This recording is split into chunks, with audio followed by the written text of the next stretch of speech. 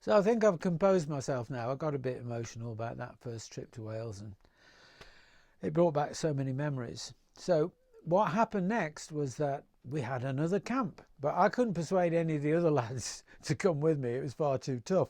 But I did persuade one guy, Phil, and so off we set on our bikes to go to the school camp in Wales. It was going to be in a different place, but we still had to travel along the A5. And that day, or that night, we only got as far as Llangollen.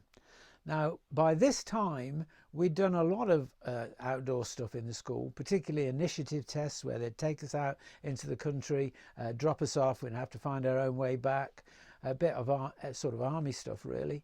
And we'd got into the habit of sleeping in barns, asking if we could stay here or there. So we just pulled into Llangollen, 9 o'clock-ish, getting dark. I said, look, there's a barn, Phil, let's see if we can spend the night in it. Knocked on the farm door, nobody answered. Waited on the doorstep, good hour and a half, nobody came. So we just got in the barn thinking they weren't around. Next thing I knew, torch in my face.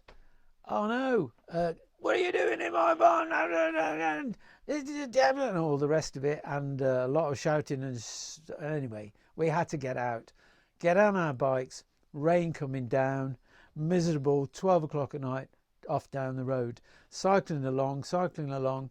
And then I saw this big building in the gloom and the doom, and it was like a garage on the side. I said, Phil, stop, let's get in that garage.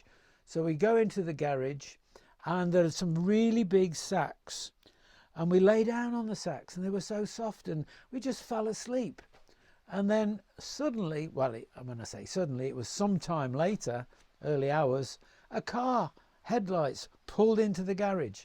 And, it was going to be all over again. So I said, Phil, come on, let's get our bikes and go. I haven't got time to tell you anymore. It'll have to be the next one. Sorry about that.